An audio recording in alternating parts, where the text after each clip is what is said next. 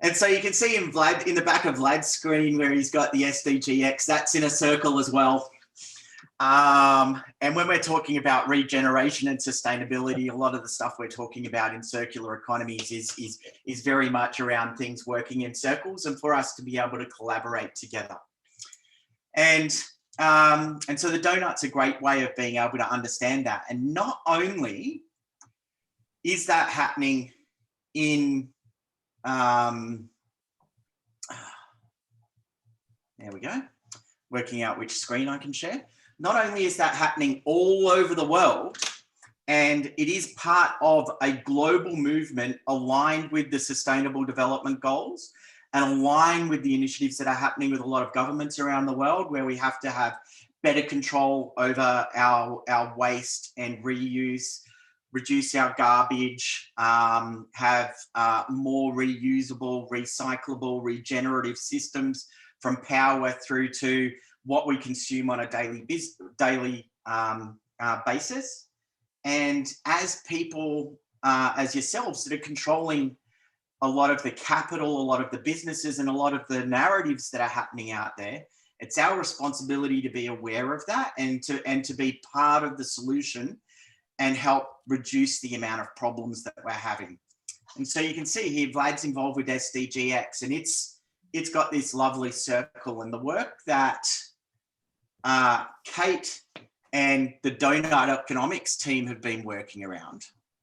And I'm hoping everyone can see my screen. Yes. Yeah. Is based around our planetary boundaries. So if we look at how we are in the world, and you just need to share the planetary boundaries one. We can actually see your whole desktop at the moment. Yeah, so that's so you need to pick the particular application. Yeah, I thought I did. Thank goodness. Well, there it is. There you go. That's better. Okay, thank you very much. And the way we are in the world is that there's not an infinite number of resources. We need to be able to live within what the boundaries of the planet are. And this is from the Stockholm Resilience Centre, which is where Kate, who came up with Doughnut Economics, where she started before she went and worked with the United Nations. And when she was working at the Stockholm Resilience Institute, they worked out this circle and the different areas of the planetary boundaries of where we are below the boundary and it's safe, where we're in the zone of where we are actually sustainable, and where we're directly outside of the zone. So you can see the orange parts are where we're well beyond where we should be as a planet. Green is where we're sort of safe. Orange is sustainable.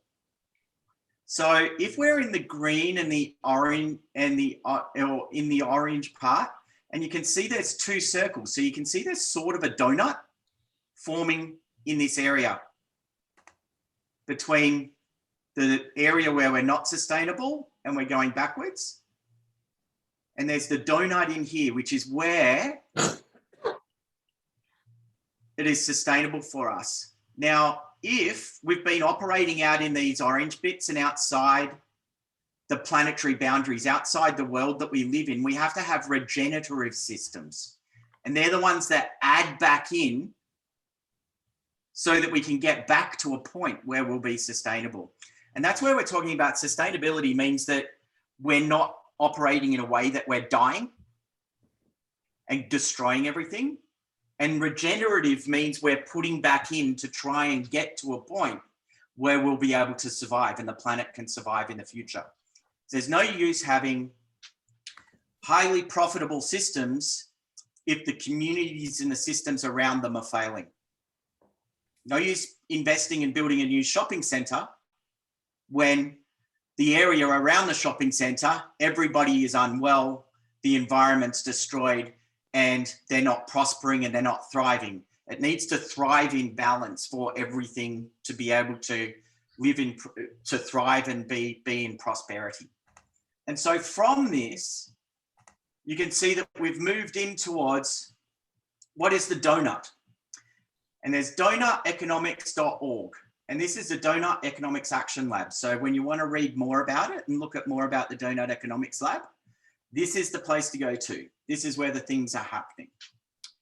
And you can see here, very similar. We've got our ecological ceiling, our social foundations, and then we've got this regenerative and distributive economy.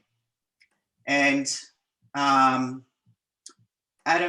Jacoby's dad, who's here today, I was talking to Adam a few days ago about the new distributed models of leadership, and a lot of that redistribution and equity and equality that is so fundamental to the future of sustainable development and that future world is part of our leadership.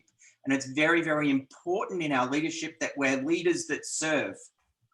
And part of that came out was that the leaders that are respected, the people that are elevated to places of leadership now and in the future are those that are serving purpose and a common purpose for good, where we can all be better off. And it's not just that we're just focused on profit, that we're actually doing good overall for society and those around us as well. And so that's where this comes in. And you can see that it's built into this model of what we can do and where we are. And you can see here we've got where there are shortfalls in our social foundations and what we can do. And out here in this area is where things are happening that means that it's going to be damaging both our well-being, but our prosperity as economies and as nations. And this, when Kate presented at a Doughnut Economics seminar a couple of days ago, she called in from London. She talked to the Regen Melbourne group, and a packed room. There was hundreds of us in this packed room on Wednesday night. I don't know, were you there, Phil? I don't think you were. No, I was double booked, mate. So I missed. Yeah. So you missed, mate. What I'll do is I'll share in the chat the link to the recording from this session on Wednesday night from Kate. She's amazing for anyone that wants to see the person who started this and learn more about it. I'll share the recording of that in here.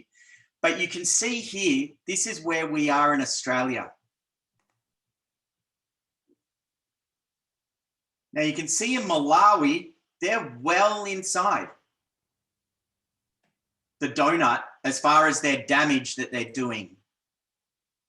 But you can see there's all this red, and this red is where people's fundamental well-beings, their housing, their security, their employment, their food, all of those things are under there, but they're not damaging the rest of the world for everyone else. You can see China has most of its needs met, and mostly is not as bad as where we are. And you can see here for us, you can see we've got almost everything. We've got everything we need in Australia, pretty much. There's a few areas where as far as like a social well-being index is there, you know, we know we've got problems with housing and homelessness and aged care and those types of things. So they're bits that need to be done. But this here is what Australia is. And Kate said on Wednesday night, she had to actually shrink this down because Australia is so far outside the planetary limitations and the boundaries of what's sustainable. This was actually shrunk down. Not only does this look awfully bad, this was shrunk down from how big it was. And the thing is, if we're first into the industrialization, and you know, those countries that are first into industrialization and have their needs met, we should be the first out and back into what is actually sustainable and what is within that donut. And for those in Melbourne, I know most of us here are in Australia and most of us are in Melbourne. There's Regen Melbourne, and Regen Melbourne has been going for a little over a year formally now. And there's a group of us that are working on localizing the donut. And so one of those things that we were talking, or Vlad mentioned, and I think Anthony mentioned as well, is not only how is this on a global stage, but how can it be localized? And if it's localized and we can do it localized, how can that be duplicated for cities, for regions, for groups of interest, and for countries, and then around the world? And so what's the mechanism that we can do, and what's the actual actions we can take, both as leaders, but also as parents, as members of the community, as people who work with, you know, non-profits or might volunteer, or just up at our local social club when we're talking to people. What's the things that we can actually do and be involved in? And so here, the website, regen.melbourne, and this is the Melbourne group of people. There's another one starting up in Sydney as well. So if you're in Sydney, Melbourne, they're happening all over the world. Toronto's doing it, London's doing it, Amsterdam's doing it, Melbourne's coming in the Melbourne City Council, and a whole heap of people are involved in this. And there's a new report on here. And if we look at that, we've got these social and ecological ceilings. And one thing we're wanting to do is to meet these needs. And so if I go in here, and I'll make it a bit bigger for the screen, hopefully. Go bigger, go bigger, go bigger, go big, big, big, big, big, big, big. So that everybody can see.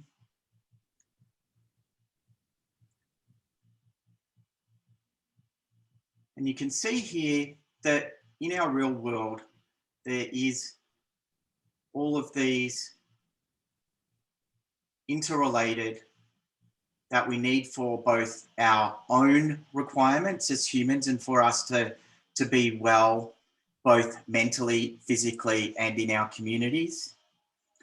But it's also a requirement that if we lose all of these things and keep damaging all of these things on the outside, that our ability to provide these are damaged. And we can see that pretty much every other day when we go on the news and look at other people. And the way that we look at this, because this is a complex system, and if we look at any system, so like this is the Australian report from WeForum,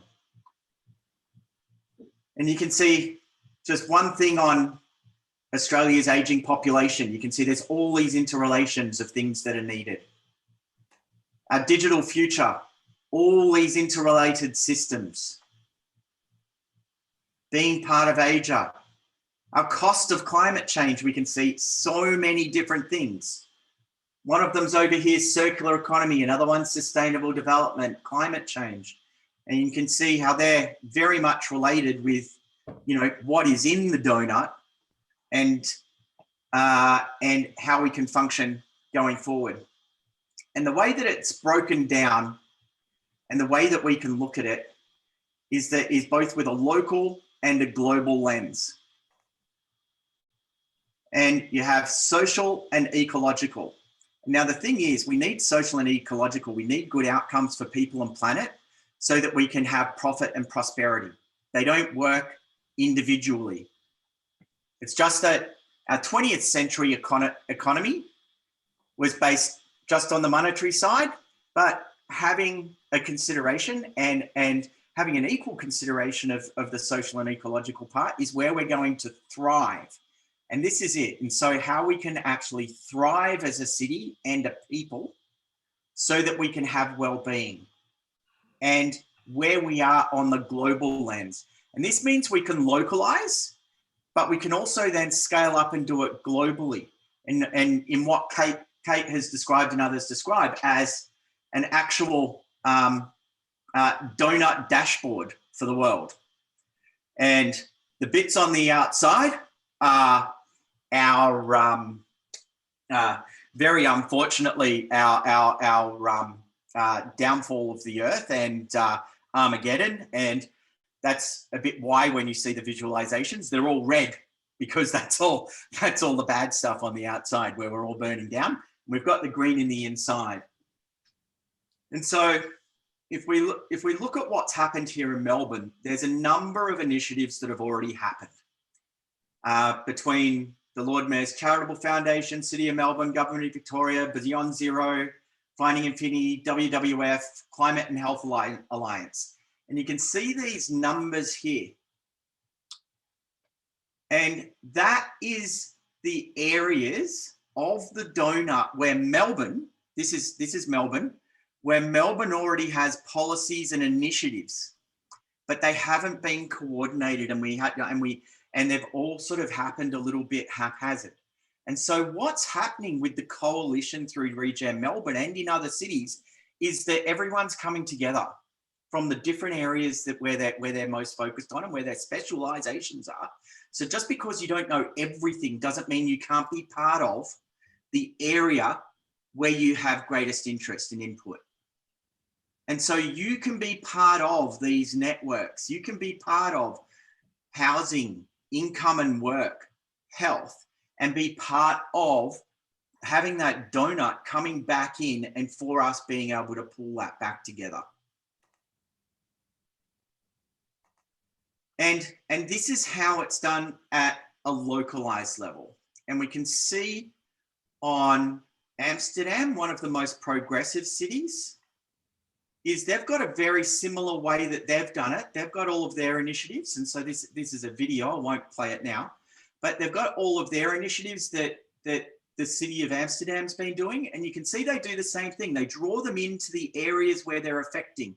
You can see these white dots and the way that they do it. And so now it's actually been systemized, and there's an actual process for us to work together and to be able to map what is happening in different areas and locations. So this is the whole city of Melbourne and the area around city of Melbourne, because we've got some like Victorian government things that are in here as well, but it can be done in a coastal town down in Portsea, can do the same thing.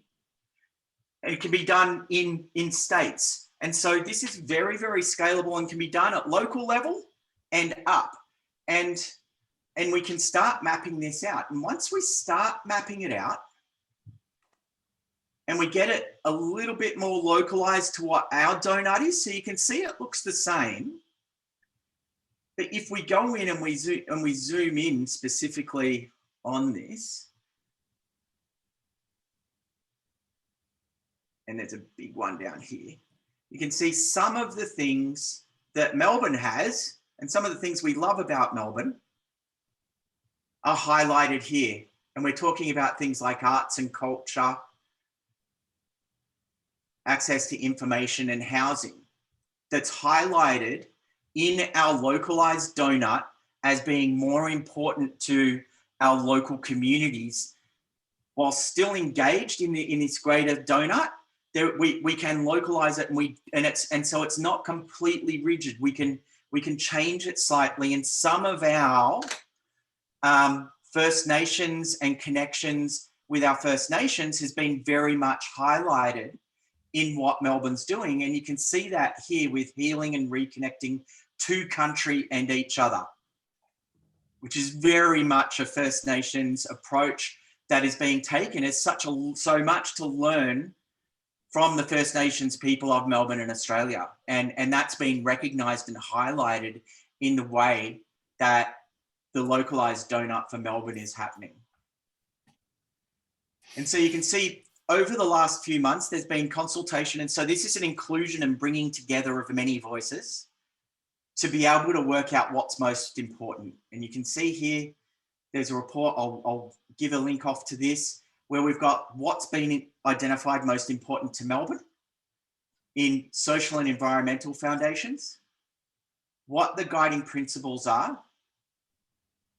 and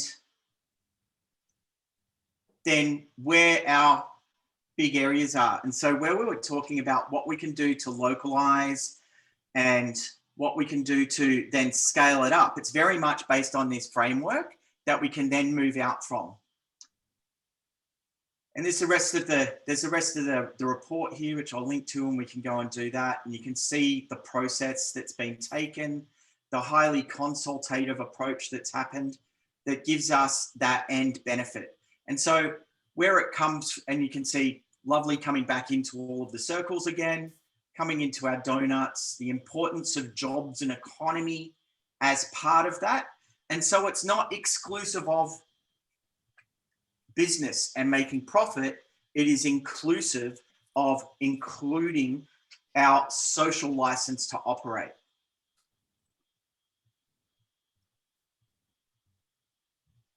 Okay, here we are.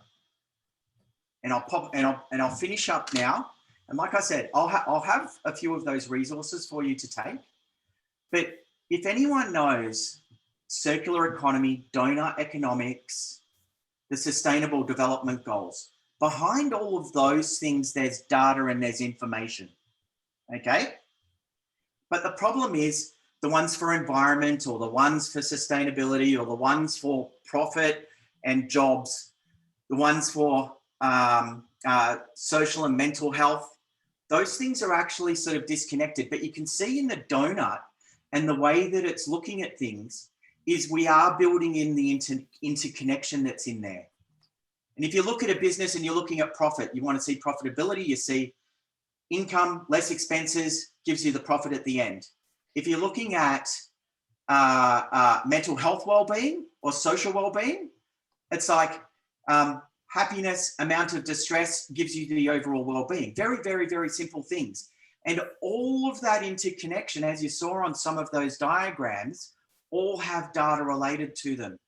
And within the donut, it's what Kate refers to as the donut dashboard.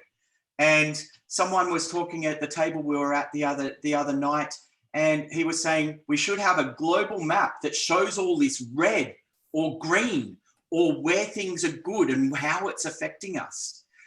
And the thing is, as you can see, we saw those data visualizations. We saw that there was information. And as we're getting more technologically enabled and as we're being able to see these things, the transparency in the information is more and more available. And as that's more and more available, we can start not only being able to map this out like the Melbourne people have done and worked out those initiatives, we can start understanding that interaction so that we can get that balance, get Melbourne and Australia back into the donut, get that balance, and have a future where we can be good, what's it called, old people? I'm getting old, I can't even remember it. Elders. Yeah. But we can be good for our children and the people that are coming forward. And so we can be good ancestors. That's what it is.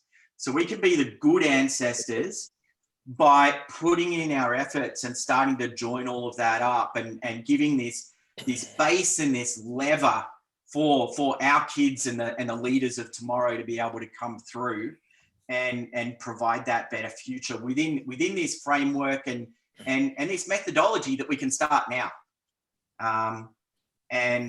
You know, whether it's B Corp, social enterprise, putting some good in behind what you're doing, or collaborating with others to do this, that's what we're wanting to see happen.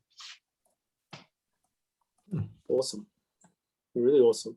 And can I ask, just from thoughts in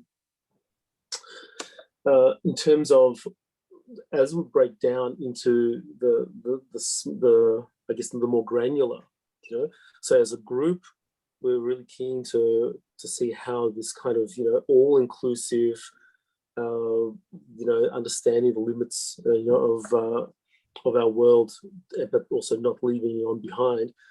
How do we?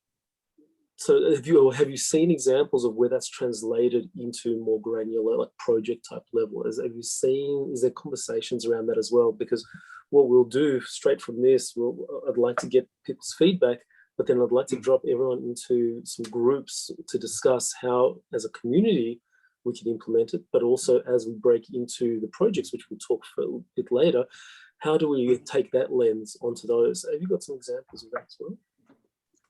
So I suppose the areas where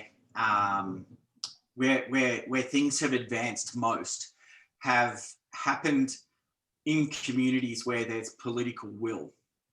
And where there's political will, policy has happened and changed and enforced. And so really that's where there's been partnerships between grassroots movements and community and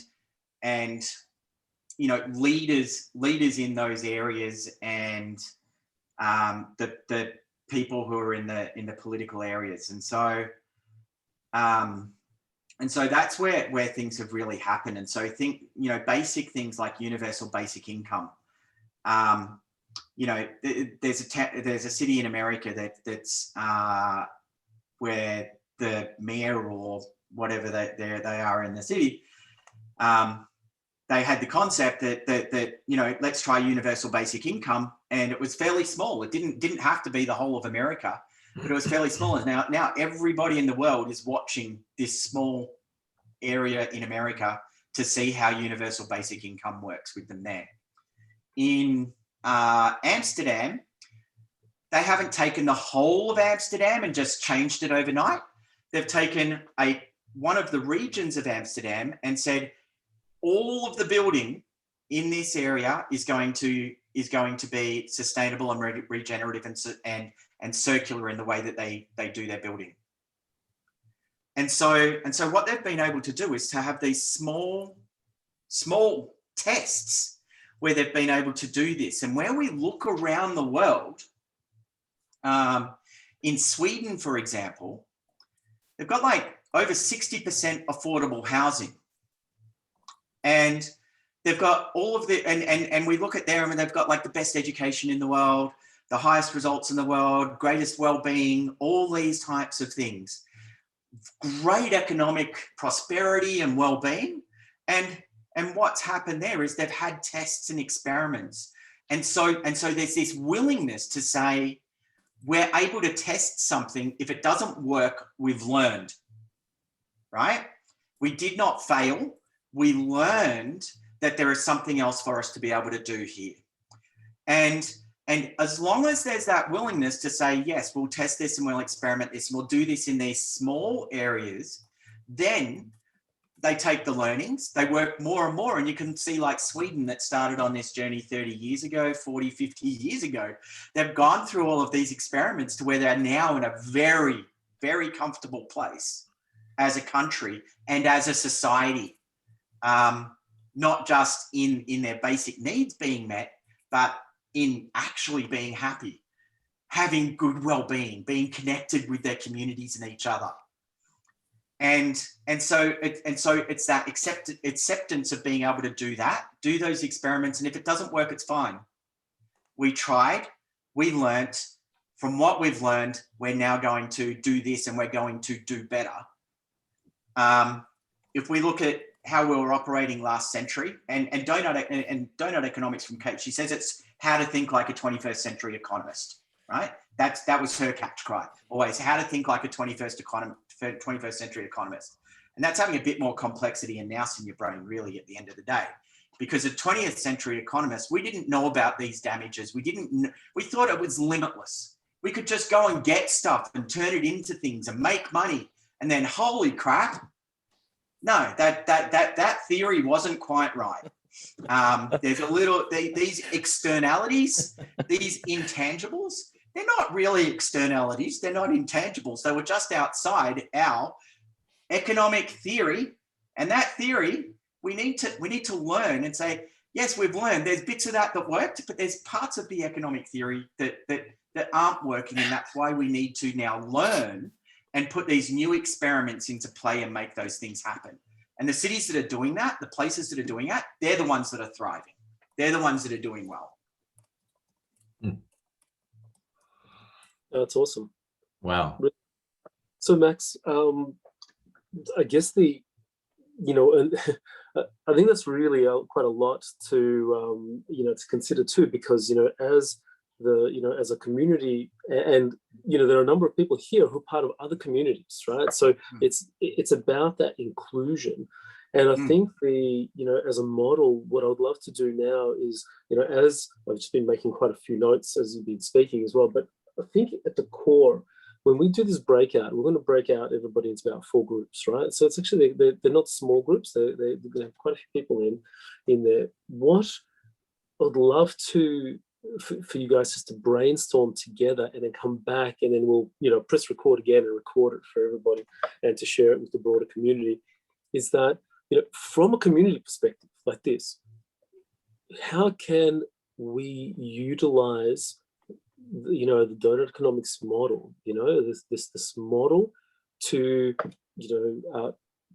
to measure and ensure that as a community we're doing great things. What does that dashboard look like potentially? And two, so that's the first one. What does that dashboard look like for this community and the communities that we engage with? And two, what could the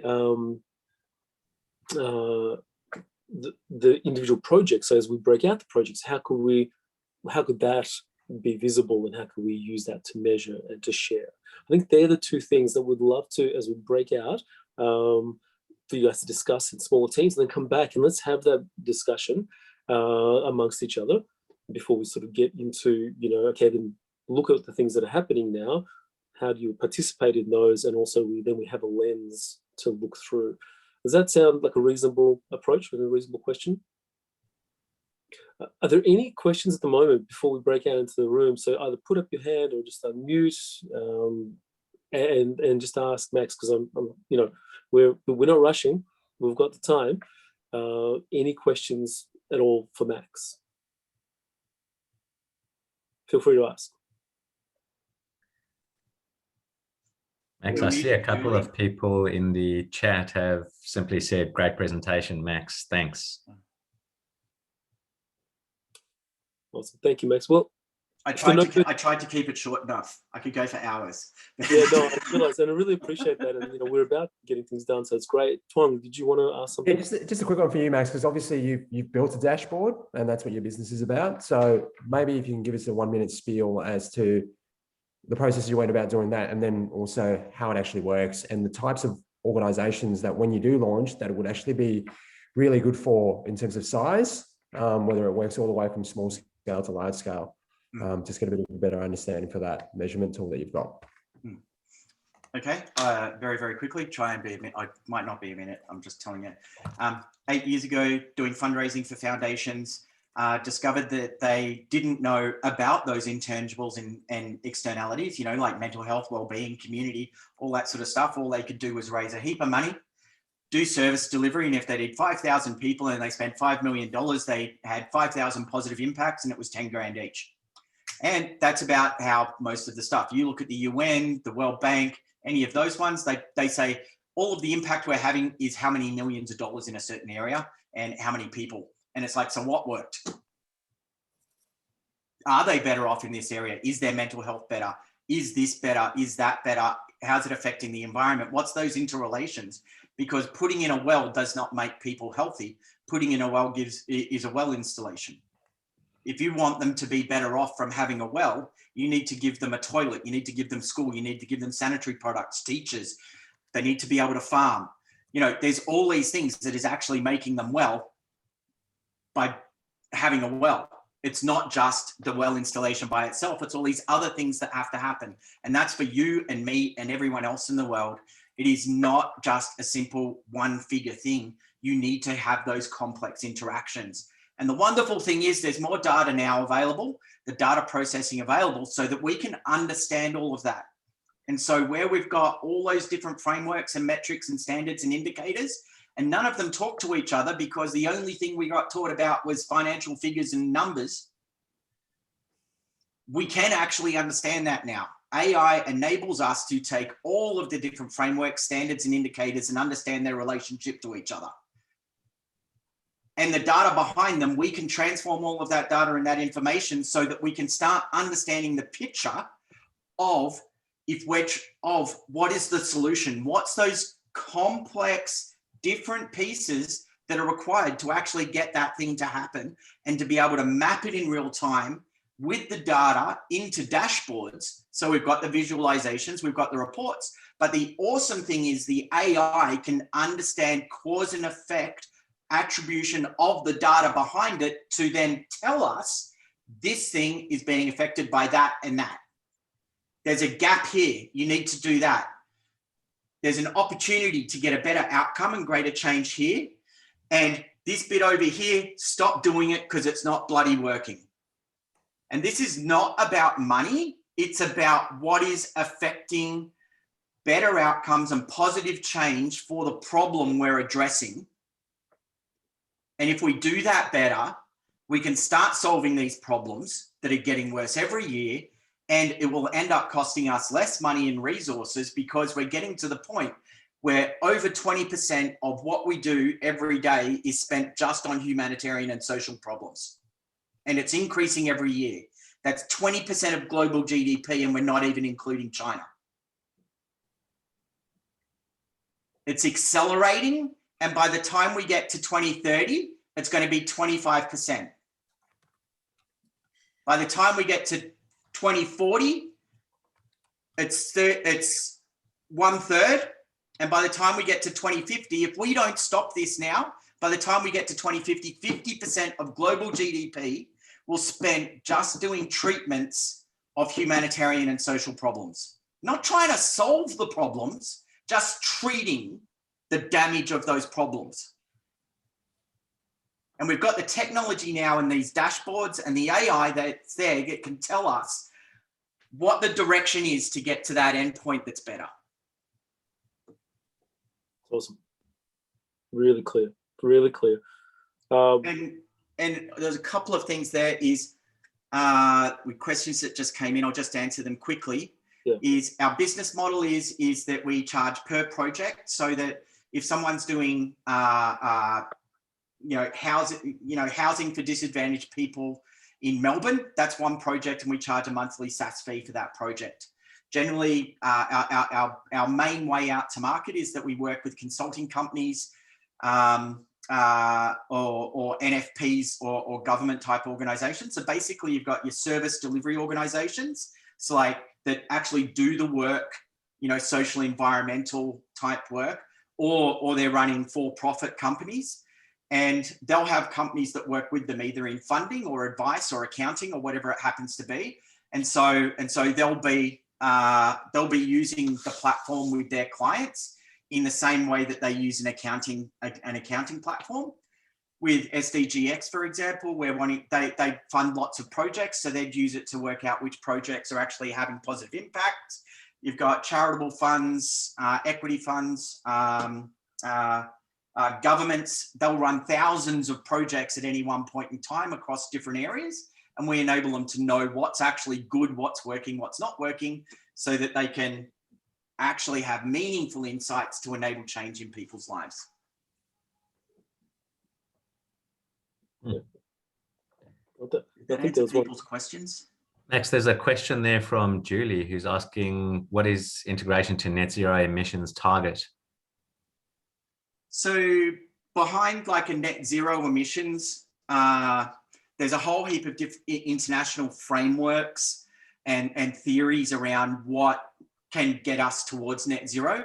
So anything from Project Drawdown to CDP to those other frameworks and standards to what the Sustainable Development Goals themselves have in there around that. And so some of it's to do with carbon, some of it's got to do with circular economy. It's complex, yeah? Yeah.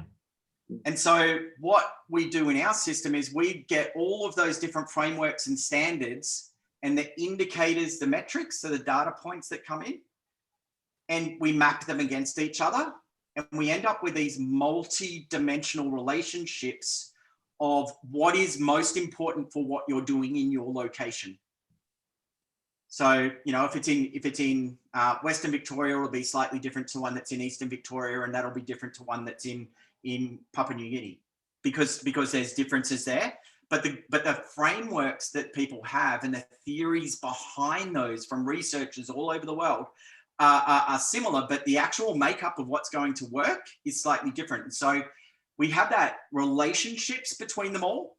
And based off what you're doing, the AI advises the ones that are going to provide the best evidence about your contribution and your impacts in that area. And from there, it then standardizes and normalizes all the data to be able to come in, give you the insights on what you can affect, what's happening around you, and also shared learnings of what might be affecting you from externally, so that you can have the information given to you, so you can have evidence to inform your policy and decisions to do better and stop doing things that don't work. Awesome. Really awesome.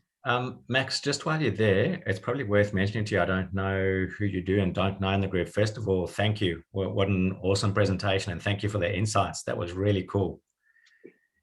Yeah, I can see there's a lot of gratitude in the group.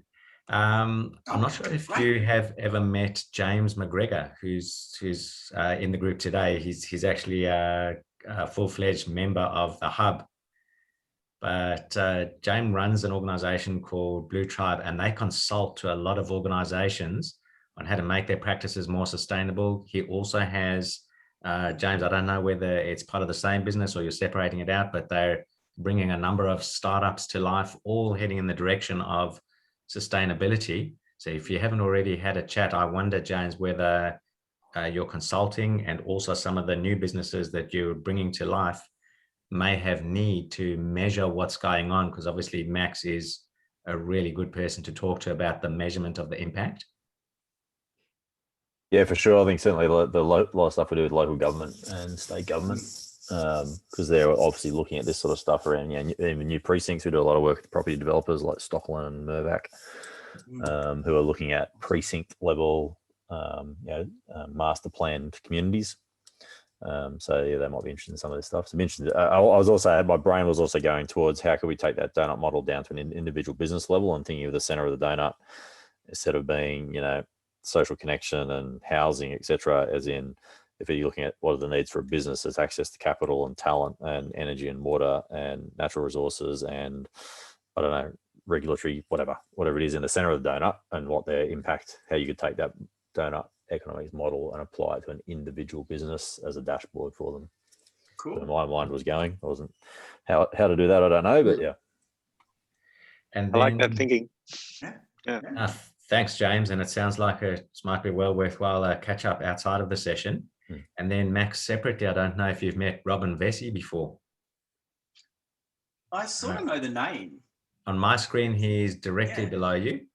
And Robin is very good at business models and very good at bringing together a range of different people who can satisfy one particular client's needs. So when you get a moment, ask him to show you his Miro whiteboard with different parts of how he can now service clients from a whole range of different angles. He's brought together a number of people that he knew, but he's also picked specific members of the Symphony7 community to bring into his overall capability. And again, there might be an amazing synergy there. So it might be well worth a conversation between the two of you. Awesome. Yeah. So Anthony, should we break people out into the discussion groups? Yeah, absolutely. Now, Vlad, I don't know if you're on the session when I once described that.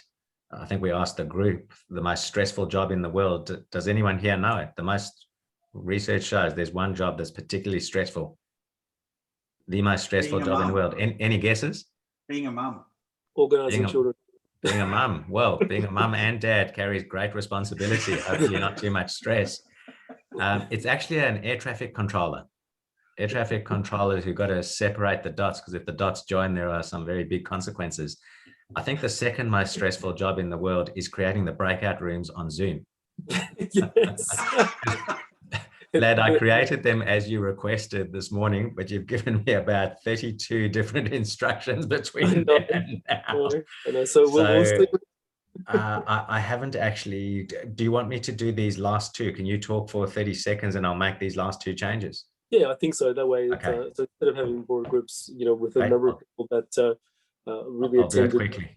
Yeah, because a number of people attended. They really wanted to hear the conversation, and they mentioned they couldn't make it, but people like Phil and others broke out that time just so they could, participate and hear and get some input.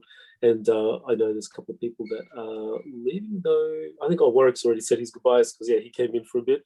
So when we do this breakout, again, how can we utilize this for the community because this is a really unique community. You know, in many areas where, you know, I participate in a lot, and I know many of you do as well. They're very focused on a specific thing, or specific, you know, like it's either particular technologies, let's focus on technologies, or it's focus on the needs, what are the government needs, you know, what are the community needs. And, you know, like we go into, like there's right now, there's a large investment conversation, you know, investor conference happening as well. What are the investors looking for? What do they need? Whereas what we're trying to do here is we're trying to bring that ecosystem together. And because we are very open and we want that, you know, the collaboration, we want the needs, and we want the supply, and we want all of those impacts in the communities, and you know, the breadth of that to be really prevalent in here, so that we can actually make progress, so that we can actually get collaborations that are actually doing something. So we're not here just to learn, we're here to do. And so when you break out, what I really love to see, and I know that everybody in the community would love to see, is what are the ideas around how can we implement Doughnut Economics from a model for this community? And if there's time, even just have a look at that from okay, and so take a project as an energy project.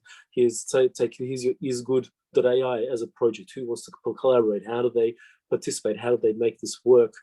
How do you measure that? Can Doughnut Economics be used at that granular level, which I know you've said, and you've done some good examples of that. So they're the two things that I would love you to consider from the high level. Let's really bring that together and add that to this community for conversations, for thinking, and for implementation. And then if there's time, sort of have a look at that at a more granular level as well. But I think the granular piece will naturally come, but I think it's worth the discussion. Any questions on that before Anthony's giving me the thumbs up? So it's good. So air traffic controller has not, you know, there hasn't been any veins popping. Any questions before we break out? Okay, and we're off. Oh, sorry, Julie. Yes, perfect timing. You're on mute. I think Julie was waving goodbye. No, I wasn't waving goodbye. I was waving at John, John Engerland, because he's smiling broadly. John's always smiling. We met John in person just the other day. Anyway, all right, Anthony, let's break out. Let's do it. Okay. And Vlad, did you clarify the question, the point of discussion in the breakout rooms? Yes. Yep. Everyone's clear. We are talking about how can we utilize the Doughnut Economics model for this community, and if there's time, how can that be used for more granular projects? Terrific. Enjoy the breakout sessions. Just click the button that's on your screen and we'll bring you back when it's time. Beautiful. Anthony, we just might pause the recording while everybody's off. Oh yeah. 15 minutes of no, I found it riveting, actually. Yeah. Riveting. I'm blown away. It's just such a great topic.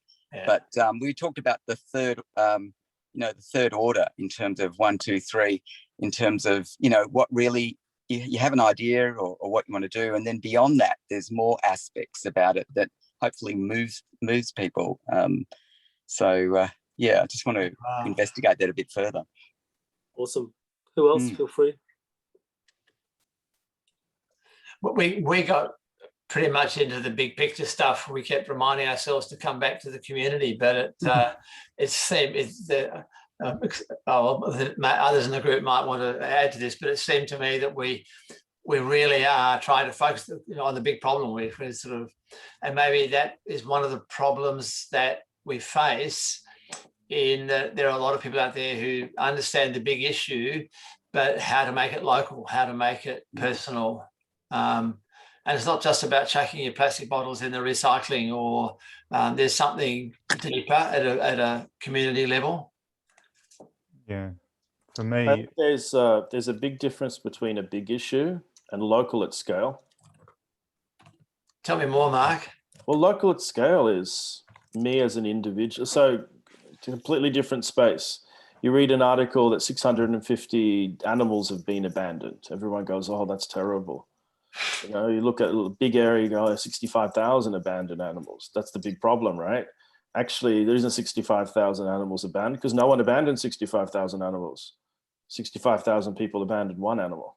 Now the question is, why did the one person abandon their one animal 65,000 times? It's a very different problem. So the question is, what do I do? So a percentage, a meaningful percentage, 20, 30, 40% of those individuals no longer need to abandon the animal. I'm not removing 20 or 40 or 60% of the 65,000. I'm removing incidents of the one on scale. And I think that's a bit of the dilemma here, is just as an average consumer here, is how can I just live my normal life without it becoming yet more difficult and actually have an impact, a positive impact, because it's enabled for me to do it. Now, I might not do it. Maybe there's 100 bad things I do. Maybe I won't stop 80 of them, but I can stop 20 of them with no change to my sense of anything, right? I mean, getting rid of plastic bags was a great example. Most people really didn't need them most of the time. Now, sometimes they're really handy. I don't know if someone's done an analysis of what percentage of plastic bags we can tolerate. Maybe 5% is just fine. We can manage it as long as they're made out of the right stuff. But that had zero impact on me. Like, none at all. Like, it's good. Should never have had them, never needed them, never used them, etc. There are other things that might be, because of my personal circumstance or whatever, difficult. Maybe that's not the one I can have as much impact on. But I'm talking about taking no effort whatsoever, right? So to me, I think that the big global problem is not being generated by one big global situation. It's generated by, in various ways, 8 billion people all doing their little bit hundreds of times over. Now, the question for me to solve these bigger problems is, how do you make it really easy for me to fundamentally not lose out by just changing a few things that I do? And then when millions of people do that, well, then you have a profound impact, correct? That's, I think, the whole way I metabolize it. Why that's really important and relevant. And, you know, I'll throw to a couple of, you know, example projects that we've got sort of developing at the moment. But why that's important is that when you look at that from just a personal level, from a community like what we've built here and is continuing to build, there are projects and people are collaborating to create things. And it's not just to solve the massive one single problem. It's all of these collaborations. It's all of these, you know, groups coming together to make these impacts in the certain communities. So Kath, unfortunately, had to drop off, you know, and she's from the city of Brisbane. You know, when Julie and I met with her you know, a couple of weeks back, well, it's almost a month already, you know, Kath put on the table a number of projects that she would love the community to participate in. Water, you know, energy, recycling, a number of things that they could do at a grassroots level, you know, in certain communities, which will have the impact and can then be rolled out elsewhere and elsewhere and elsewhere in the same kind of, I guess, model as, you know, the Doughnut Economics piece is running. It's not just the whole world suddenly doing one thing. It's everyone is going, okay, what can we do in our location? What can we do in our, what can we do? So what you're saying, Mark, I really agree. And it's not just from the personal piece for the group here. It's also, okay, what do those collaborations look like as well? Was there any other thoughts and other feedback? So Peter, I saw your hand come up. Yeah. I might be dobbing you in a bit here, Jack, and linking to what Mark has said, but we kind of touched on the mission of Symphony7 and the subscription model and how to include more community, because a subscription model is probably going to be less receptive to communities or community members, you know, members of the individual, the dog owner, or the abandoned animal owner, Mark, or the single plastic bag, and you know, Jack, you might like to add a bit, you know, because we didn't finish that conversation, but it's about touching that billion people. We're not going to have a billion members in Symphony7. How do we connect with that at a community level, you know, and make it accessible and you know, the ability to connect with, you know, community members?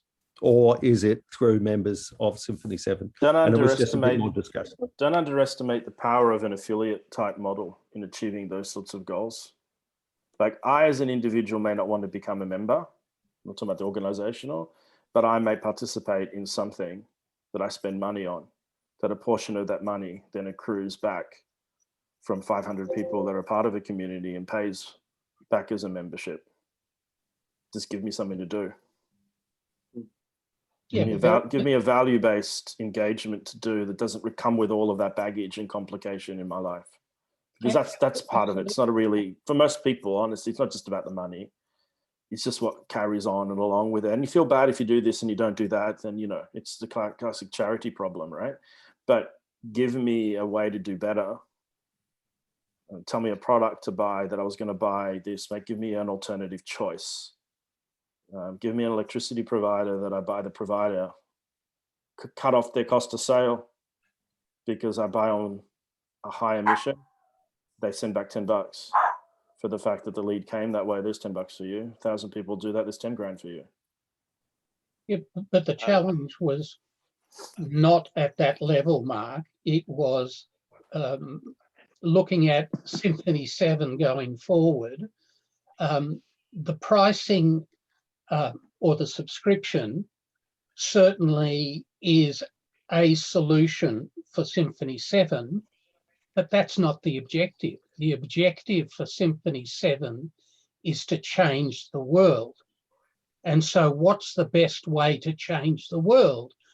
And what we discussed was that the Doughnut, which is a fabulous tool and a way of looking at the world, is largely a push strategy. And what Symphony7 needs to change the world is the adoption by society of what Symphony7 stands for.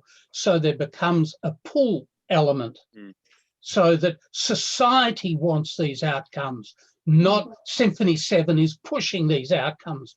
As good as they may be, as right as they may be, as moral and ethical and sustainable as they may be, it's not enough to change the world. And there are a number of positions that Symphony7 can take to become instrumental in the journey rather than taking a subscriber base. And I'm not suggesting you don't offer it or suggest a subscriber fee, but that's a second tier decision. The first tier has to be, how do we fulfill Symphony7's objectives? Yeah.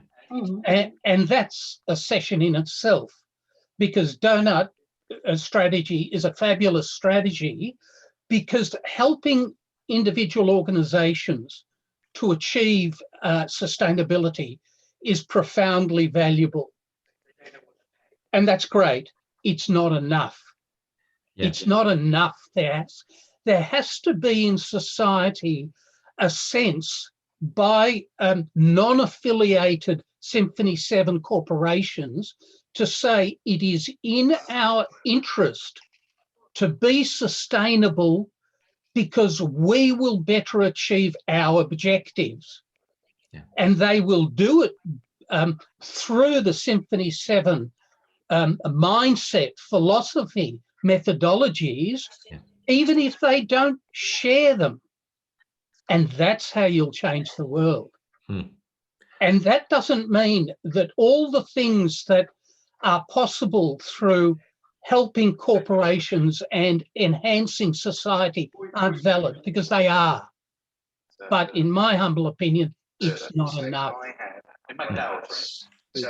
Yeah, so just building on that, Jack, I mean, I think I see the role of Symphony7 as an alliance of businesses that bring different skill sets and capabilities to the table in order to create solutions for businesses out there to demonstrate that the business case is there. So you don't have to solve the problem for every corporation, but if you did that, you provided enough solutions for enough businesses to show that they were successful, could drive commercial outcomes and make the world a better place, you then get the herd effect where other organizations take note of that and begin to adapt their changes, right? So I see it as like planting, it's like planting a tree, right? You plant this seed. Symphony7's we find these external partners who have a problem. We bring the collective knowledge of this group in order to build a solution for that particular company, or whoever it might be. Say it's on a BHP and they've got a problem around green steel, right? Bring the collective knowledge together, we develop this solution, we help them deploy it, scale it, it's really successful, and then other steel makers see that and copycat, and that's how you get this diffusion effect. We don't have to solve everyone's problems, but we need to get successes and bring the collective, which is where the subscription model for the partners is. Well, we're all non-compete. We bring different skill sets to the table. So let's work together on a really big problem, solve it, make it successful, so successful that all the businesses that we want to change get up and take note. But you will earn more money by helping those businesses become sustainable and charging a fee, probably a fee less than the conventional consulting rates. You'll make more money that way than you will through your subscriber base. Just count it out. Yeah. Totally agree. I agree. Yeah. Are you saying Symphony7 would make more money doing that? Yeah. If Symphony7 is both initiating and promoting the benefits of becoming sustainable, take a $50 million business that can save $5–10 million by adopting sustainable methodologies and growing their market, and you take a consulting fee of $50,000 or $25,000 or whatever. How many members do you need to match that? And if you can handle 50 companies a year, you're talking about a lot of money. It's so interesting that you mentioned that, because we've not tried to position ourselves as consultants at all.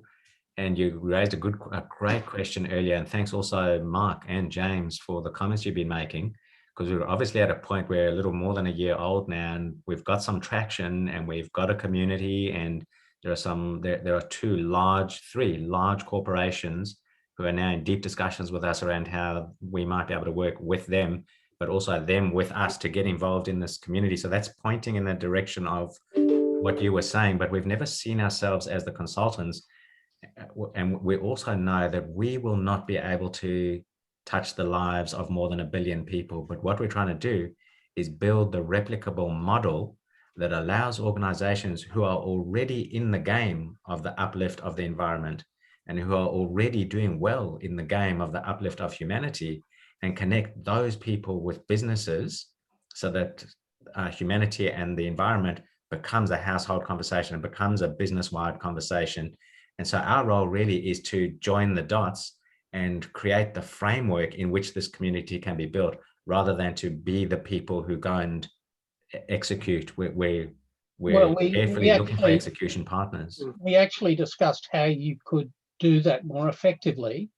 The SDG around the world encompasses thousands of commercial opportunities.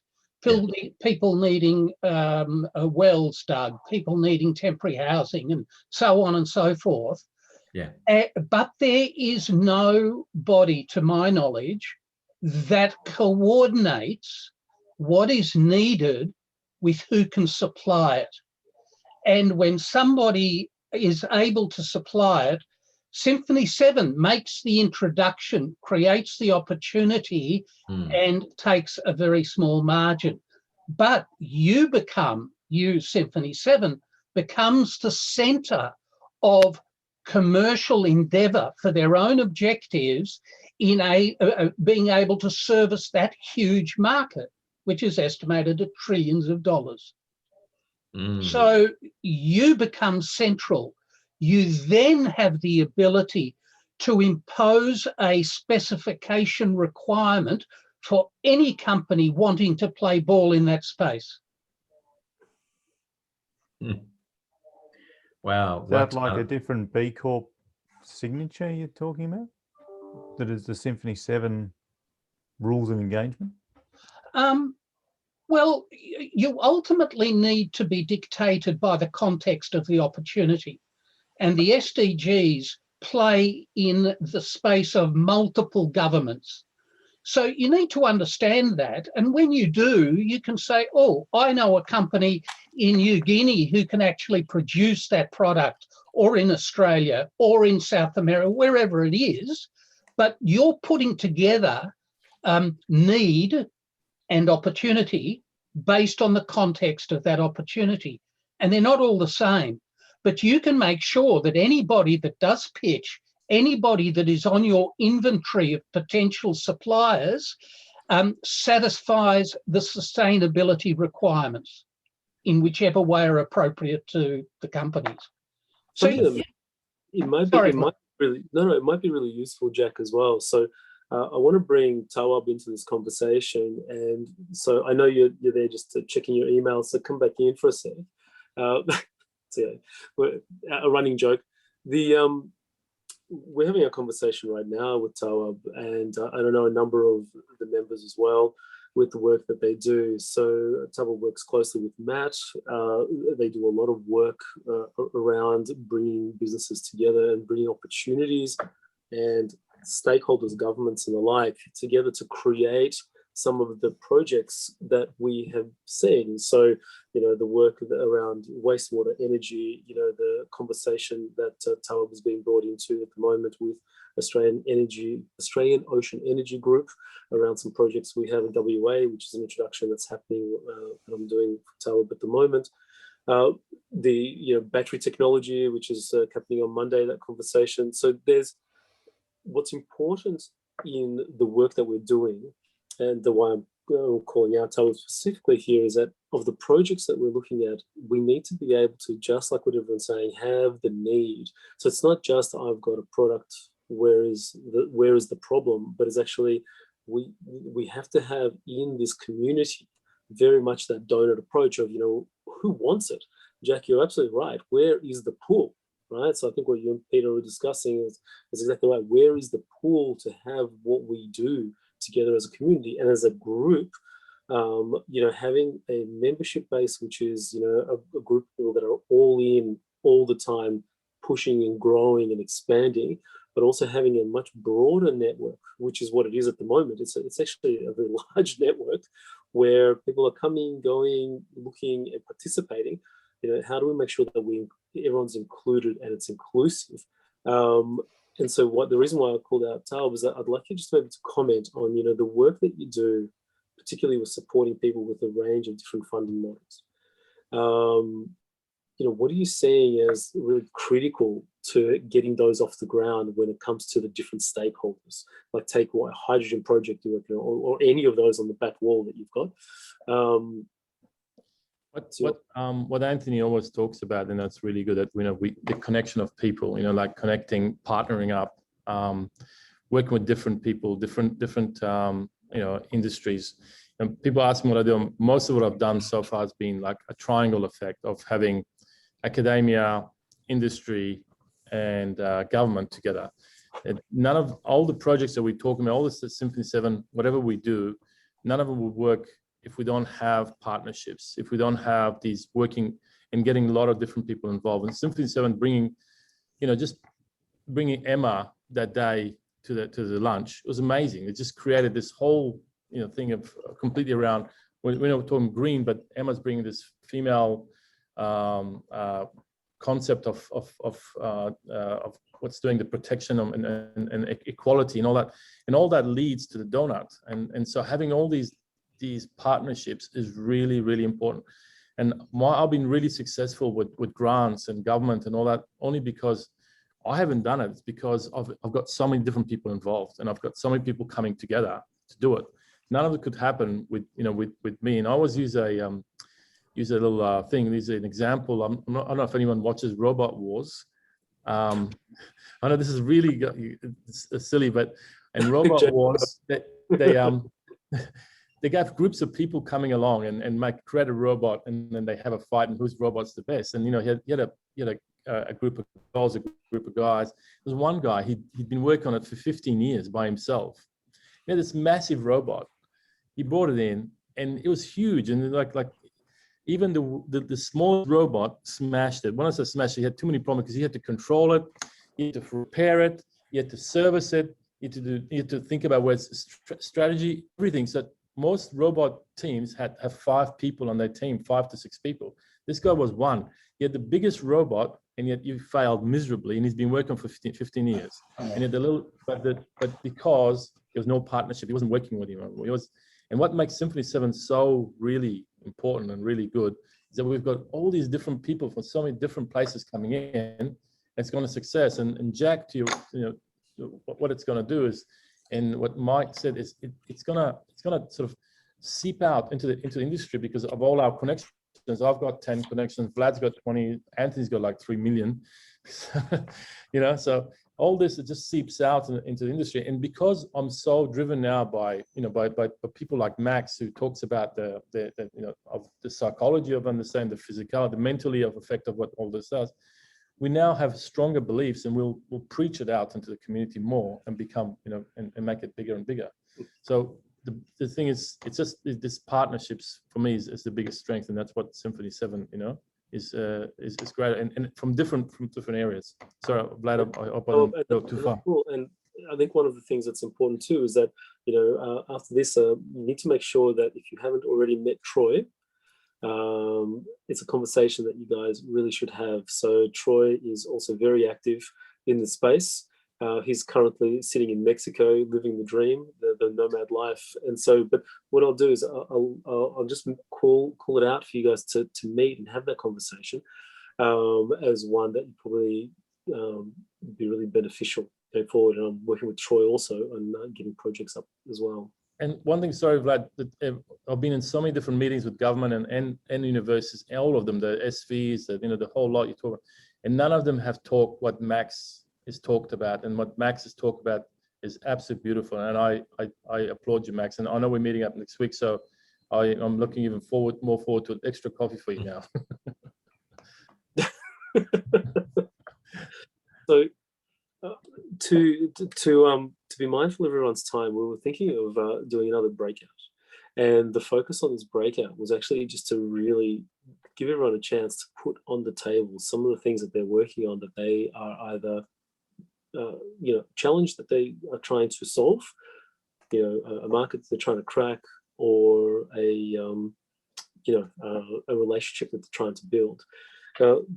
Really mindful of the time. So I've got two options. One, we could do a quick breakout, give everyone a chance to have the conversation and come back, or we could here, right, on this open table, take some feedback from people to say, what are some of the things that you're working on, and that as a group we can here have that discussion.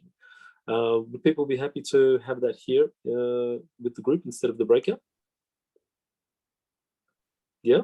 Okay. So, we've got 15 minutes to work with, and excluding you and me, Vlad, there's 8, 11, 13 people. So it's about 1 minute per person. Maybe people can just say what they do, what they're working on, and everyone else can jot notes, and we'll obviously share everyone's details with everyone. And people following this meeting can say, I heard what you said, I've got someone you need to meet, or I've got something I'd like to do with you.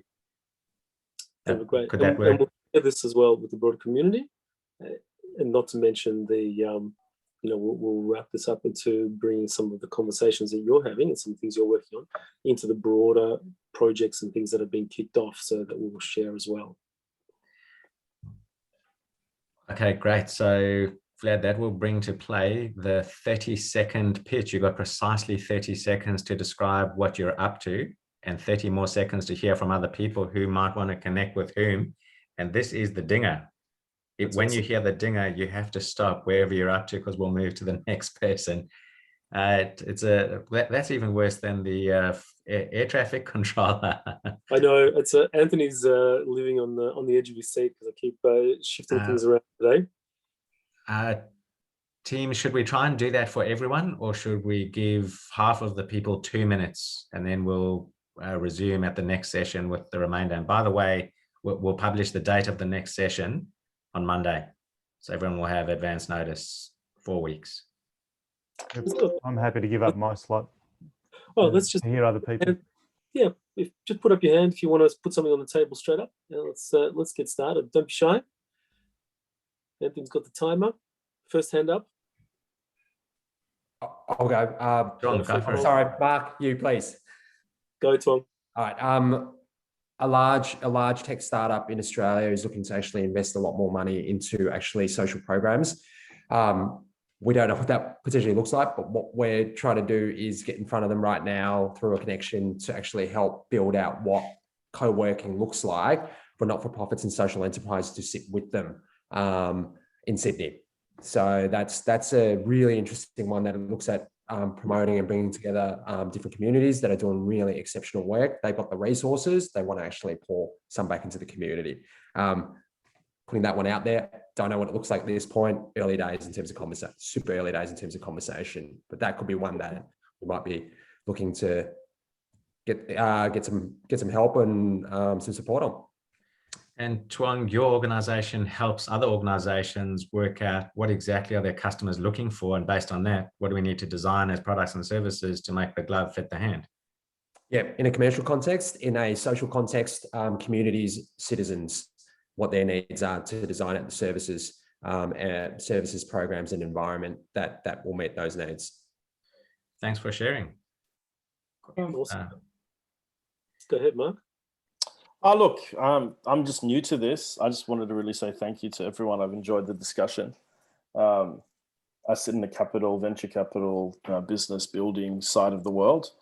And I'm just looking at portfolio businesses that can create good businesses, but businesses that create great outcomes as well to engage with and work with. Simple as that. So what sort of problems are those businesses looking to solve when they engage you? Commercialization, product development, cap raise, making sense of the domain they're in and going global. Number of different problems. Okay. I'm pretty sure there are a number of people in this community that would want to have a talk to you pretty quickly. Happy to have a chat. We've got a huge connection to make for you, an organization. They're an 8,000 person accounting firm, and they're in 80 different countries, and they help organizations that have the plan to go global to get set up in whichever countries they set up. Okay, cool. That's a start. Absolutely. Thanks, no, look, it's my first time here. I've known Vlad for 35 years. It's kind of scary, isn't it? And I've really enjoyed every interaction so far. So thanks for the invite. Welcome to the group. Beam me up, Scotty. Every interaction for the last 35 years is what he was trying to say. Great backdrop, by the way. Oh, thank you. Just if I say something, Anthony, I don't know if it's sort of not 30 seconds, but it's just that a lot of this work we do, and everyone does, you know, can see everyone's, there's a lot of great stuff. What it sometimes needs from the government is that just study behind it, or research, or papers, or something that stamps it, gives it a green stamp. It's where I get involved with a lot of the different companies, and I get them across to the professors and doctors and universities that can do that, and that really helps to take it to a bigger audience and give it that. They need to see some study behind it to be done, that to give it, how can I say it, give that what do you call it? What's the word, Anthony? Help me here. The authenticity, or authenticity. So, and the evidence. So you help people get grants. Yeah, you help people get the evidence together and whatever pack they need in order to secure grants. Yeah, but just not grants. It's evidence also show other companies, even in terms of investment. So one company, say a Japanese company, needed to get capital, a lot of capital. We're talking about $20 to $30 million. And we went to these companies that no one was interested. Then what we did is we got a grant for them on the product they were working on. And after they got the grant and got the universities involved, then those venture capitals came in and started putting money in. So after they saw that the universities and the government has a belief in them, more belief in them, they actually started coming to put money in them. So it actually rubber stamped them to say they are genuine about what's happening, because there is not even before even the studies began, the money came to them. So it's another way of working and to what do you got to your direction that you want to get to. Hey, great. Thanks for that, Tawab. Julie and Jack, the two of you have contributed so much already to the community and to Symphony7. What are you both up to, or separately, and how can we help? Maybe we'll start with Jack. Julie? Microphone. That's it. Yeah, I've got so many things that I'm working on, because I'm a director of so many companies. I don't know where to start, but probably the biggest is around perhaps Greening Australia, where we're trying to plant 330,000 trees by 2030. And we've got some great interest from the big corporates because they're interested in carbon offsets. So the likes of Woodside Petroleum and some of the big polluters around the place. And that is an emerging thing because we as a not-for-profit, you know, are only so big. So how do we scale? So the issue there is scaling and developing we have the IP, but how do we just make that happen by 2030? Because planting trees, as we all know, is one of the key things to take CO2 out of the atmosphere and put it back where it belongs. So that's a big one. But look, I've got many. Well, Julie, why don't we start there? Is it about partnering? Is it about finding those large organizations to partner with? Is that one of the challenges?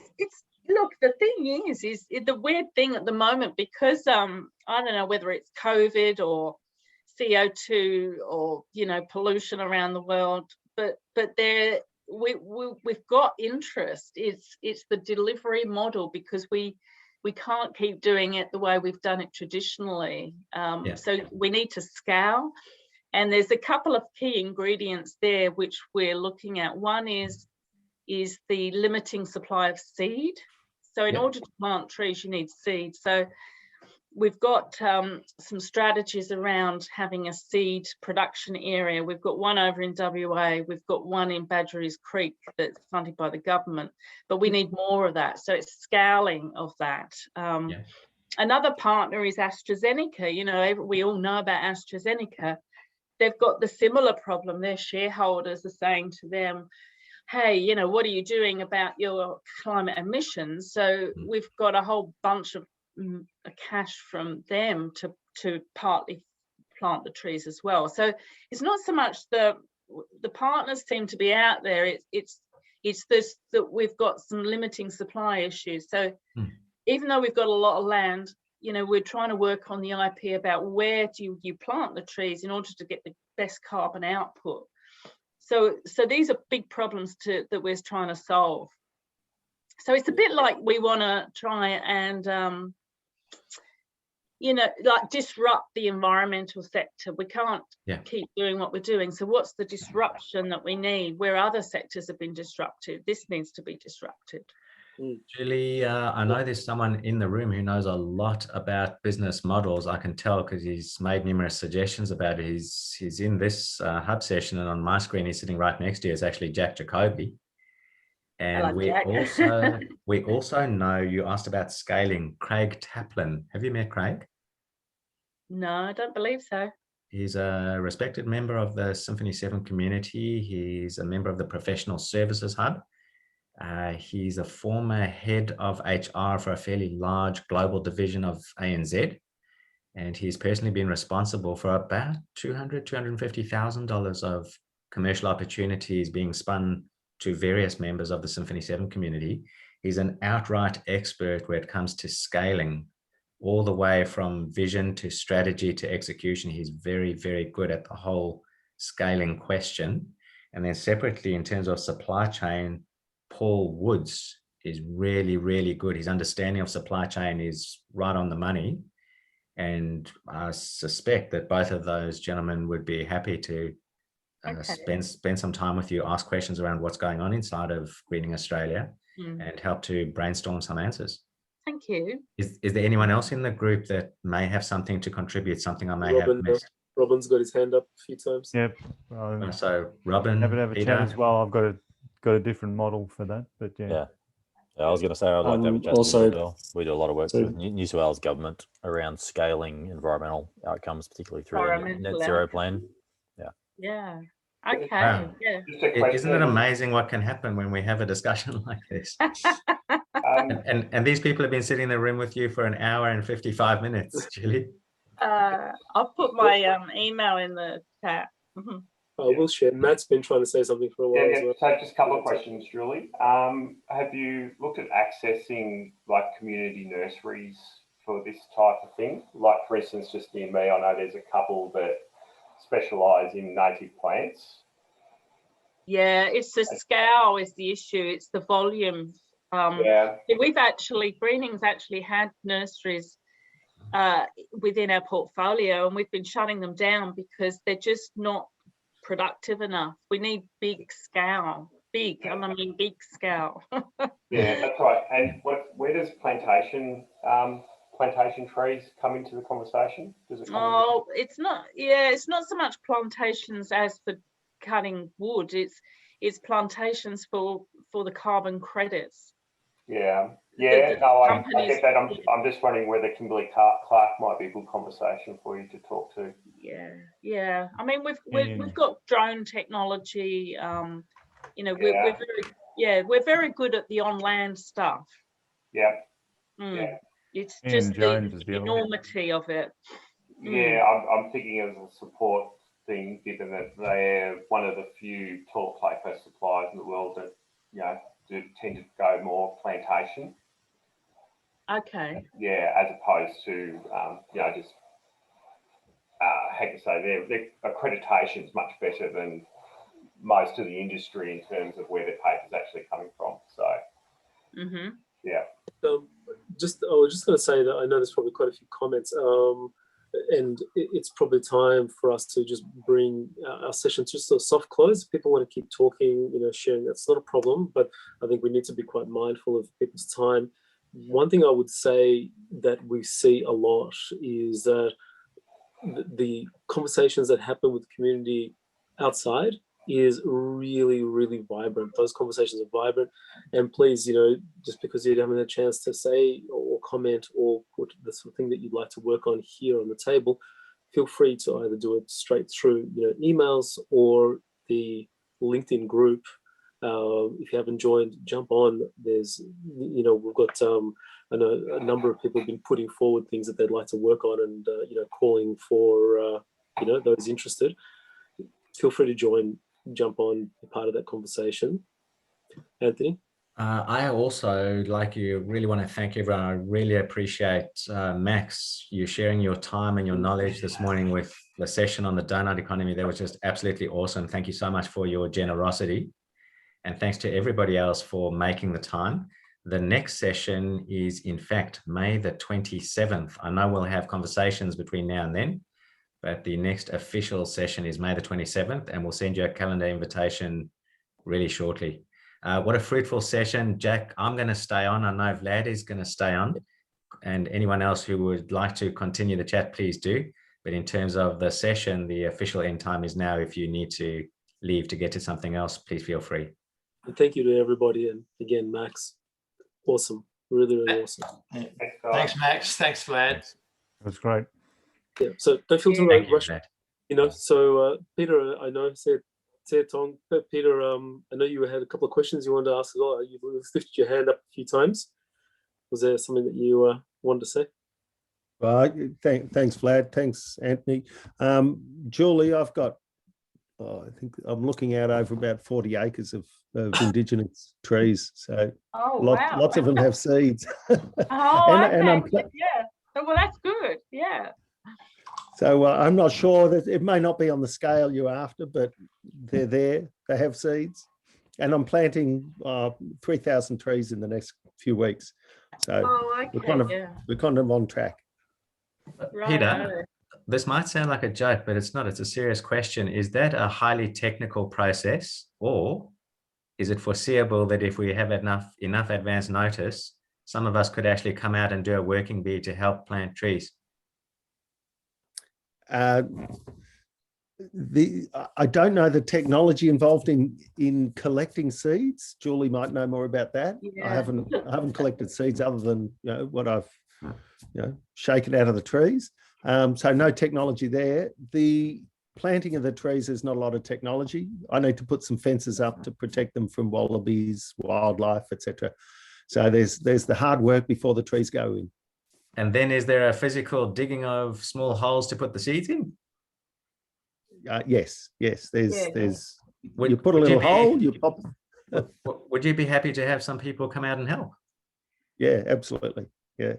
Terrific. And in terms of putting up the fences, if it's going to help the environment and fulfill what you're trying to do, what Julie's trying to do, what we're all trying to do, I will put Vlad Finn on my shoulders to help with the work. Might have to do it the other way around, I think. Yeah, we need the most useful people close to the ground, actually. So if he's on your shoulders, he might be good at collecting seeds, but the fencing has to be on the ground. Vlad, that sounds like a challenge for the team. Teamwork. Guys, I'm just staying around. I have an idea, and you know, I just want to discuss it and see what you think, because you know, sometimes I get these ideas and I go out and try to find the right people to do it. And I was looking at a RAP. It's a reconciliation Indigenous association that you join as part of your company, and then you can, you know, we have some Indigenous partners involved. And it actually makes it, you know, if you're going for government tenders and grants, I think it helps with that, because you're recognizing you being part of that reconciliation. And I thought that's great, and I'm looking in the process of doing that. I've got someone in WA that's Indigenous lady who's a lawyer that's going to come on board. And you know, some people say, don't make sure that you don't use this as a take advantage, or you know, it's a money thing. I think what it is basically it's a recognition to have that. Even before this, I had on my email, I've got the recognition, but to contribute towards it and to make something out of it is really important. So when Emma had a conversation, it's probably through its Symphony7 group.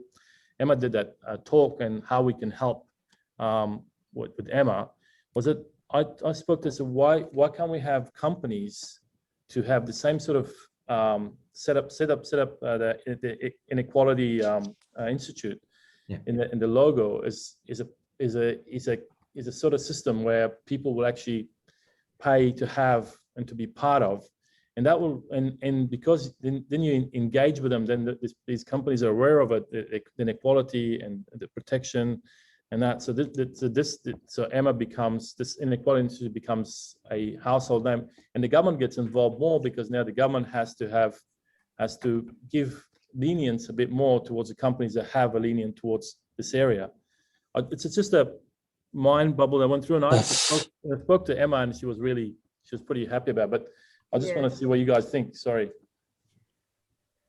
Just for everybody's benefit, it's probably worth mentioning. I'll share my screen for a second so everyone can see.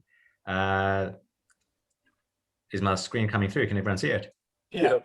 So this lady on the right here is Dr. Emma Fulu, and she is the founder and chief executive of the Inclusion Institute. I think they now have about 20 people working with them. They have a presence in 18 different countries.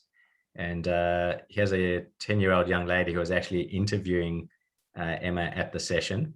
And this was a live event where we brought a group of people together on Wednesday around the whole theme of inclusion. And there were plenty of business discussions, but really where all of this was going was, how can we bring more inclusion into society, into our businesses, our families, our homes. And this is what Tawab is referring to. Okay, yeah.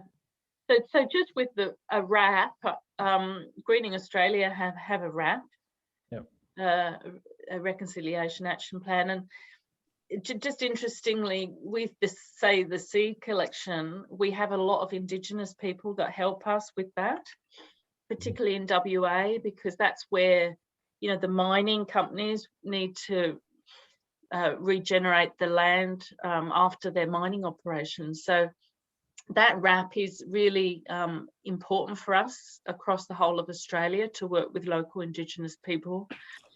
And it's really been driven by the employees within the business to create it and then make it work.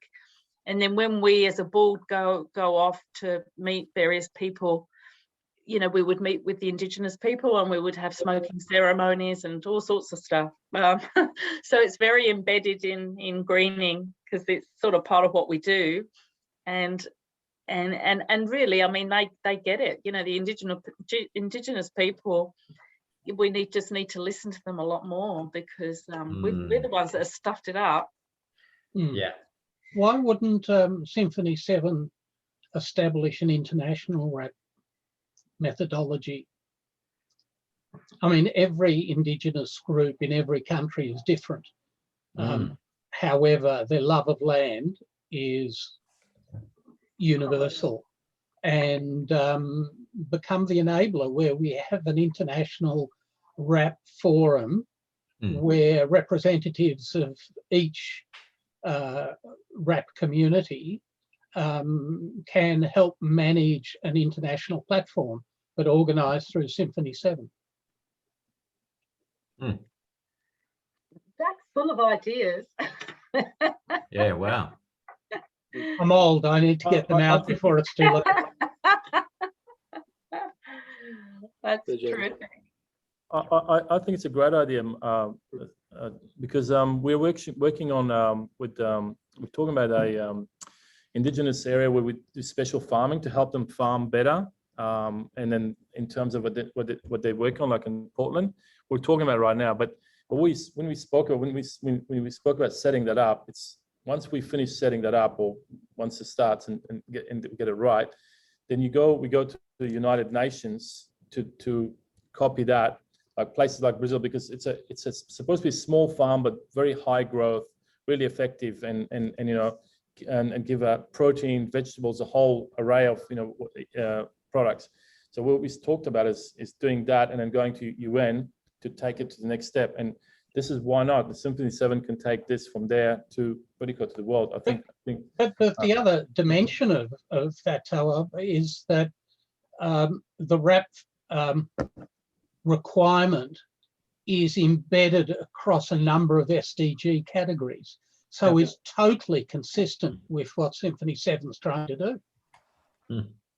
And in fact, if it operates the way I would envision it operating, it would be a fundamental enabler and facilitator to change the problems in the respective SDG areas. They could own the management of the solution through Symphony7. Yep. Yeah. No, great. Yeah, great idea. Great idea, Jack.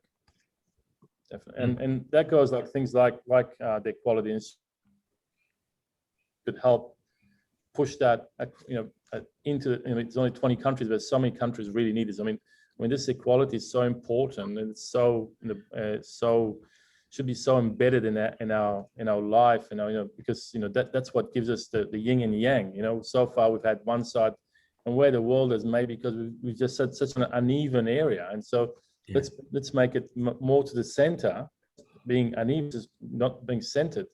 Bring it center so we can really have everyone involved, and It's amazing that you say that, Toa, because I don't know if you've seen the 2.5-minute video on the homepage of Symphony7. It's actually Paul Polman, who I know is CEO of the Global Chamber of Commerce. I think they've got about 49 million members, and he's clearly talking to a room of people somewhere at the United Nations. And in there, he couldn't have been clearer. He said, first of all, we don't need 1 million more PhDs. What we need is human willpower and taking action.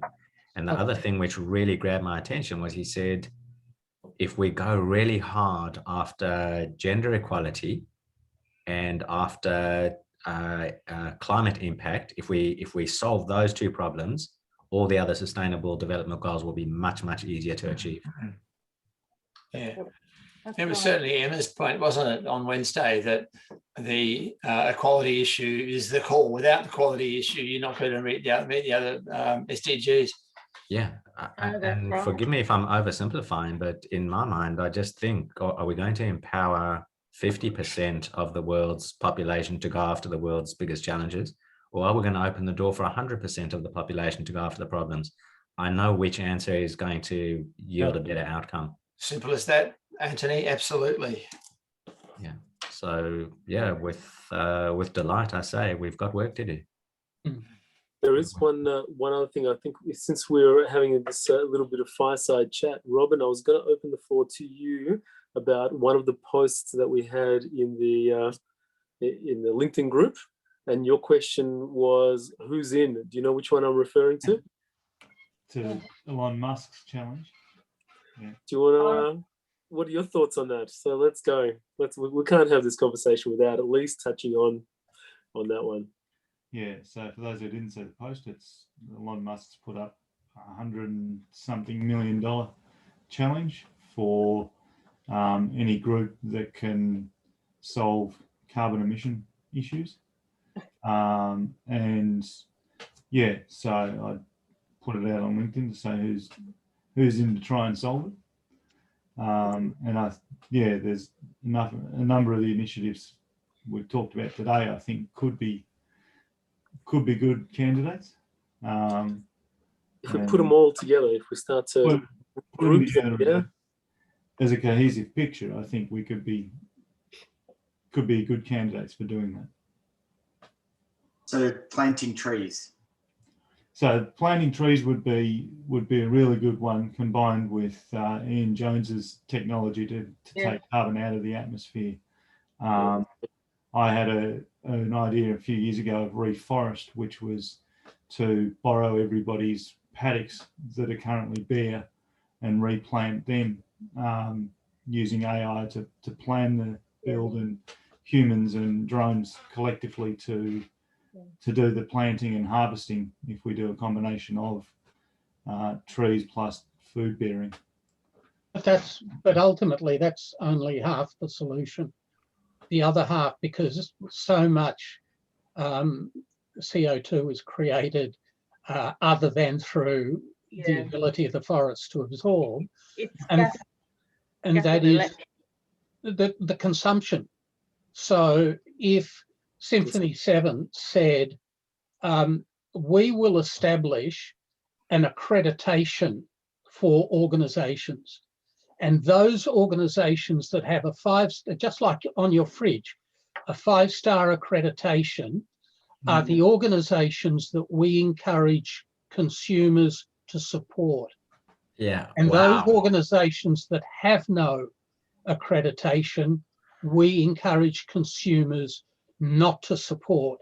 Now that's pretty confronting, but it sends the message to all of those that generate carbon to not generate carbon for the sake of your own best interest, regardless of what they think about the SDGs. They'll make more money because there'll be more consumers if they stop manufacturing carbon. Yeah. So is this an opportunity or a risk, Jack? Oh, it's both. Yeah. It's both. And it needs to be managed. It's a risk for the manufacturers to not look. Manufacturers and commercial operations will make a simple judgment.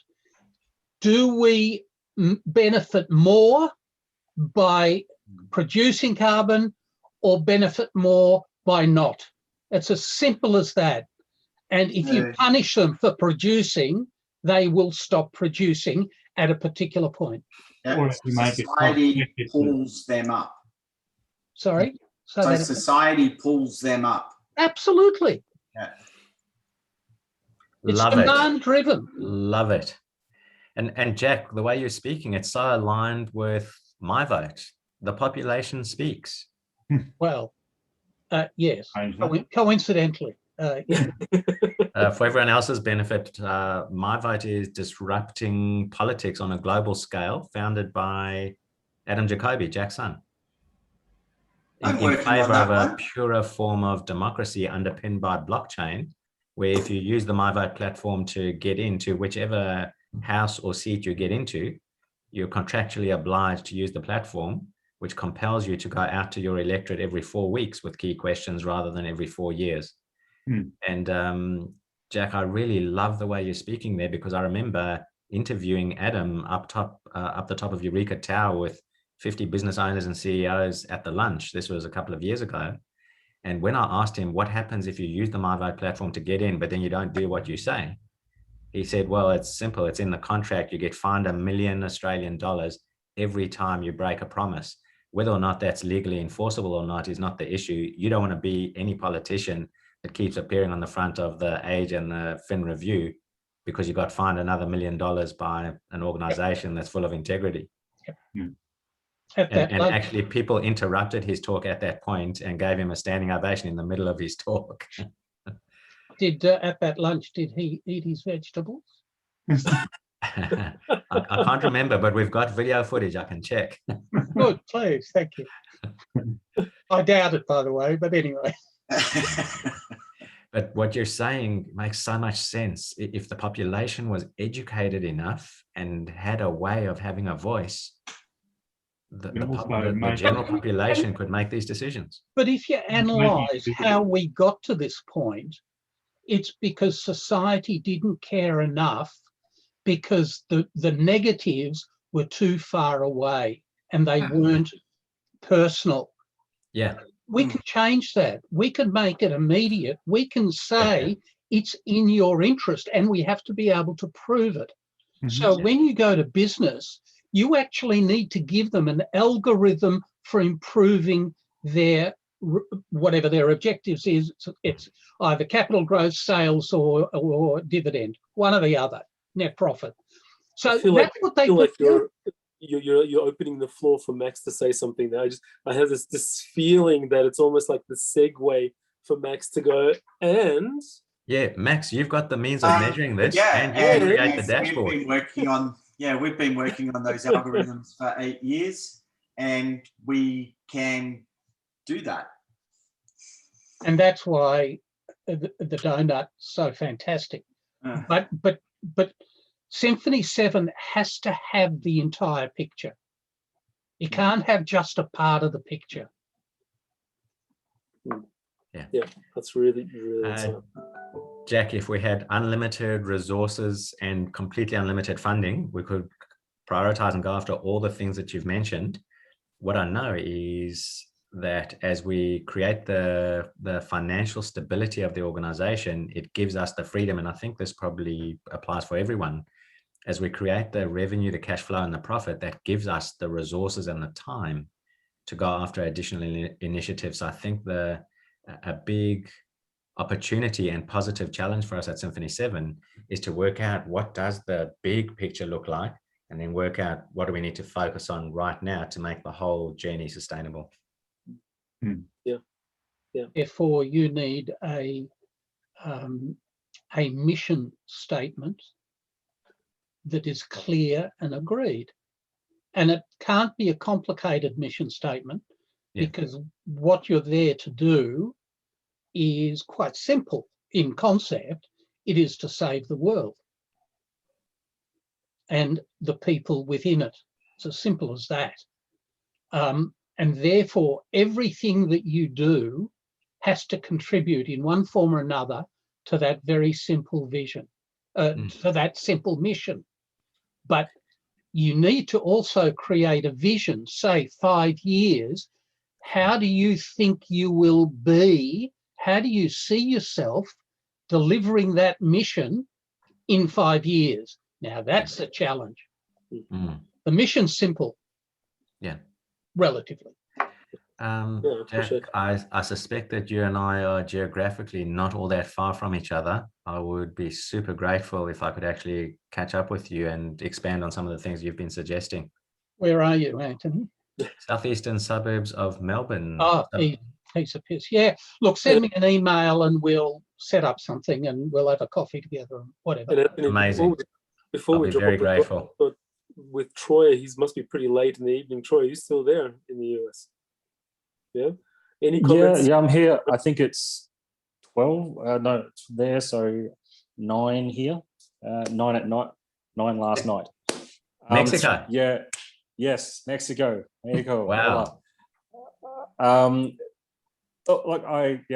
just been sitting listening because I'm sure if I provided all my thoughts on all the comments, we'd be here for another couple of hours. Julie's project, Max's project, Robin's post, Jack's comments. There's all sorts of things. I'd probably push back a little on a couple of comments and just say that telling people they should do stuff or charging them, like Jack's comment about the goals, and have them registered through Symphony7 and stuff. It's incentivizing people, not that's where you're going to get people to do stuff. Incentivizing, not charging. Like Julie stuff with I've got so many ideas for Julie stuff with the trees and farming. Like it used to be a Gardening Australia, Green Australia member, and tax incentives and all that sort of stuff. The the RAP stuff, I've worked with about 30 Indigenous organisations and set up half of them in the last 4 years. So the RAPs, the inclusion statements, working with those ideas with those and spreading those around because I travel around the world. So yeah, my brain's just going at the moment. So I'll probably have a debrief with Vlad and structure that a little bit more and provide some feedback to the group that way. Awesome. Thanks, Troy. Really Well, thanks so much for joining. Really appreciate it. It's good. Anytime. Glad to be a part of the group. The session's over, you're heading off for dinner and a couple of tequilas. A couple more. Yeah, sure. It's always margarita time. In Mexico, it's always margarita time. Always margarita time. All right. Look, there was really great conversation, everybody. So Anthony and Jack, I'd love to hear the outcome of that conversation as well. Thank you. And Max, you stayed till the end all the way. Like, you are an absolute trooper. We've seen you the day before. You know, Phil's seen you 3 times, and if you're in the CBD at RMIT today, I'm about to make my way there as well. No, I went out of the house once this week. That's enough. Thank you. Thank you so much, everybody. Thanks, guys. Thank you. Thank you, guys. Ciao. See you, everybody. Bye, Troy. Bye, guys. See you, Max. Thank you. See you, Troy.